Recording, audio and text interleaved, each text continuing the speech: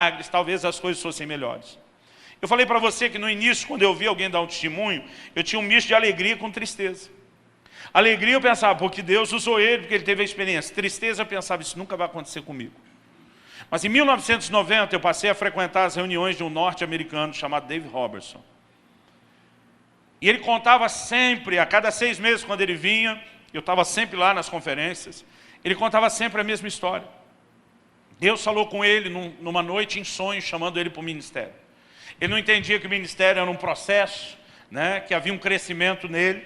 Ele acordou de manhã querendo obedecer a Deus, por falta de entendimento e instrução. Ele foi e pediu a conta no trabalho dele, falou, agora eu vou trabalhar para Deus.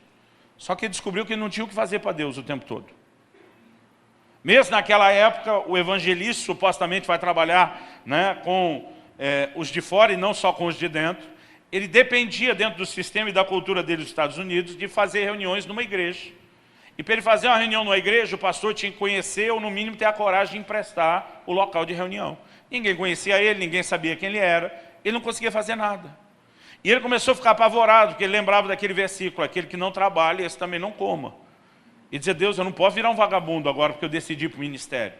E como ele não tinha o que fazer, ele pegou e falou para Deus, para mostrar um sinal de boa vontade, eu vou ficar orando até eu ter o que fazer. Então ele decidiu que às 8 horas que ele trabalhava antes, ele ia ficar orando 8 horas. E ele ainda vinha, querido, de uma igreja dessa linhagem pentecostal, que ele acreditava que só podia orar de joelho. Então eram 8 horas de joelho no chão. Ele diz que quando à tarde apitava, né, o sinal de uma fábrica que era perto, que liberava os peão, 15 minutos de intervalo, diz que era a hora que ele levantava, esticar as pernas, ir no banheiro e depois voltar a orar. Ele conta que se fez um prisioneiro daquela sala. O problema é que já no primeiro dia, ele orou por tudo que sabia, podia e lembrava, e daqui a pouco não tinha mais assunto. Ele disse que tentou de tudo, orou pelos missionários na África, na Índia, amaldiçoou as baratas da sala, mas chegou uma hora, não tinha mais assunto. Então, por falta de assunto, para preencher o tempo ao qual ele se obrigou, ele começou a orar em outras línguas. E ele conta que ele se fez um prisioneiro daquela sala, por disciplina. E ele passava a maior parte daquelas 8 horas orando em línguas. 3 meses se passaram. Ele estava usando o porão, uma salinha do porão de uma igreja bem tradicional, que um amigo emprestou para ele, sem talvez ter ideia do que ele estava fazendo ali dentro. E ele disse que um dia esse mesmo amigo que cedeu a sala, chegou e convidou ele para uma reunião que seria de tarde. Tinha um preletor da denominação deles, que estava vindo de uma outra cidade para pregar numa outra ainda, mas que ia passar pela cidade deles e resolveram, porque o homem era muito conhecido, famoso, fazer uma reunião com ele à tarde, né? Mas como a maior parte do povo estava trabalhando, eles saíram chamando tudo quanto a gente podia para encher o tempo, para fazer uma média com o pregador. E aí chegaram para ele, nós te cedemos a sala, você podia ajudar a encher as cadeiras lá em cima. E ele conta que ele sentiu que era uma oportunidade para ele sair um pouco da sala. E ele pensou, acho que Deus não vai ficar triste, né, de eu parar de orar um pouco para ouvir a palavra dele. E ele subiu. Quando chegou para a reunião, foi um choque, porque ele era de uma igreja ultra, mega, hiper, nitropentecostal, e ele foi parar numa daquelas exageradamente tradicional. Então ele sentou, disse que tudo era diferente, serviram um cafezinho para cada um, ele achou muito chique, tomou o café dele, né? E de repente começaram a reunião, e daqui a pouco anunciaram o grande preletor. E para ele, que era de uma igreja pentecostal, disse que o cara começou a ler, o sermão era todo lido, palavra por palavra. E disse que para ele era a coisa mais chata do mundo. E ele está lá tentando aguentar aquela coisa chata, que era diferente de tudo que ele pensou, quando de repente ele teve uma visão. Ele viu como se fosse um raio-x. Ele viu como se fosse essa chapa, o raio-x, um fêmur, né? E quando ele olhava o osso do fêmur, ele entendia que havia um problema específico de um encurtamento naquele osso, que ele não era o tamanho normal, e ele entendia que havia um problema específico na cabeça do fêmur, eu não me lembro o que, na cartilagem, se era uma artrose, uma artrite, o que era. Mas aquilo assim, ele disse que olho aberto, fechado, o negócio não saía da frente dele. Ele brinca e achou que alguém colocou alguma coisa no café dele, porque nunca tinha tido uma experiência daquela. E olho aberto, fechado, está o raio-x na frente dele e aquela informação, que só de olhar ele sabe. Ele, de repente, resolveu fazer o que a gente apelidou aqui da checagem da conferência. Porque ele olha para o lado, a mulher que está sentada do lado dele, está segurando uma muleta. E ele pergunta, a senhora tem um problema específico na sua perna direita? Ela diz sim.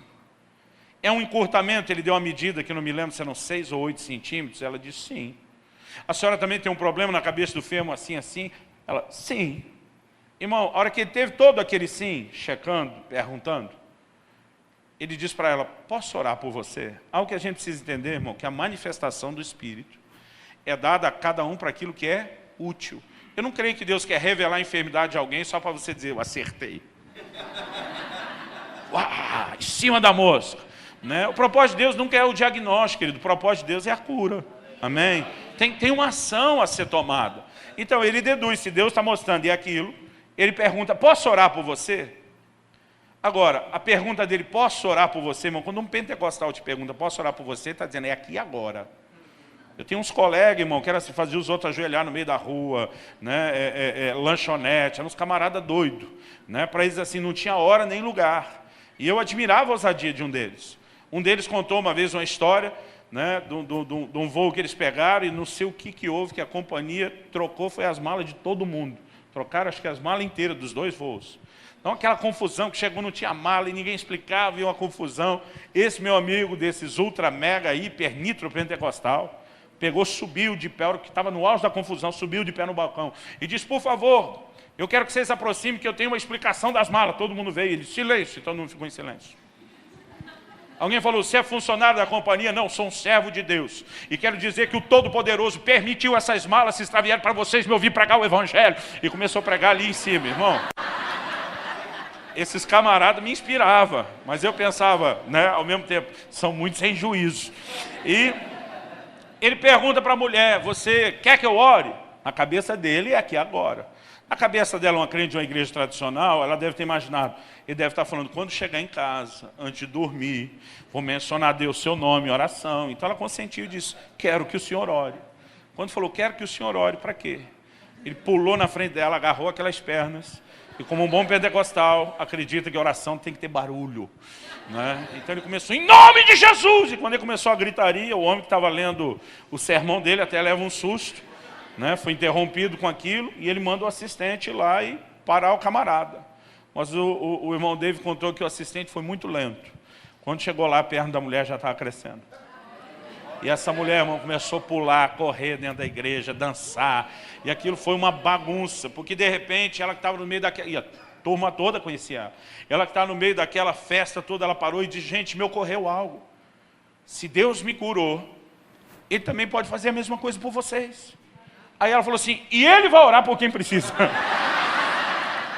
Diz que já começou a correr gente na frente, o grande preletor acabou sentando, né? E ele começou a orar com os enfermos. Aí ele conta que ele botava a mão na cabeça de um, né? E ele falou que ficou muito envergonhado. Já o primeiro que ele orou, quando ele impôs as mãos para orar, ele sentiu que a mão dele, né, ficou vazia, a cabeça sumiu. E ele pensou, acho que esse cara foi embora, mas ele fingiu que não aconteceu nada, ficou com a mão erguida. Quando ele abriu o olho, tinha um corpo estirado no chão. E ele estranhou. Quando foi orar para o segundo e a cabeça sumiu, ele olhou e viu que as pessoas começaram a cair debaixo do poder de Deus. Ele nunca tinha visto essas coisas. Mas as pessoas começaram a ser curadas, ele empolgou, já chamou os jovens, quem quer ter o que eu tenho, começaram a ser batizados do Espírito Santo. Irmão, pensa num Pentecoste que foi naquele lugar. Quando terminou o culto, diz que ele estava assim tão surpreso com aquilo tudo que tinha acontecido. Ele conta que ele agarrou na grade da igreja do lado de fora, começou a chorar, porque ele dizia, Deus, como é que o Senhor pode usar alguém como eu? Tipo, eu sei muito bem quem eu sou. E diz que naquela hora o Espírito Santo falou com ele. E disse para ele, durante esses 3 meses que você se trancou nessa sala, você acidentalmente, porque ele não fez isso consciente, o Senhor disse, você acidentalmente descobriu a fonte do meu poder. Mas a Bíblia diz que o que fala em línguas edifica-se a si mesmo. Há um nível de edificação por trás dessa prática. Eu comecei a ser encorajado pelo irmão Dave a me trancar. Eu chegava a passar 4 horas por dia, trancado no meu quarto, antes de trabalhar e depois estudar, orando em outras línguas. E o irmão Dave não apenas me ajudou a descobrir a mesma fonte, mas ele dizia para nós, você é o limite.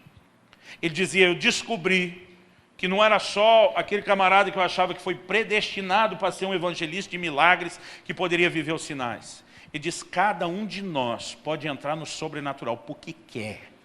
Irmão, já é a vontade de Deus isso. A gente tem que querer do lado de cá. Talvez, querido, eu e você não vamos necessariamente escolher os dons, mas nós podemos escolher mover nos dons. Você está entendendo a diferença? E aquela palavra dele de encorajamento, você pode ter. Né? Ele dizia, você é o limite. Irmão, a gente via milagre atrás de milagre nas reuniões desse cara. E o tempo todo ele dizia, você também pode ter isso. Ele foi desprogramando a incredulidade que eu tinha na minha mente, que não poderia acontecer comigo. E ele me ajudou, querido, a começar a enxergar pela própria palavra de Deus. Eu posso experimentar as mesmas coisas. E a minha oração é que você saia daqui hoje dizendo, eu posso experimentar as mesmas coisas. Eu vou ver a manifestação do poder de Deus.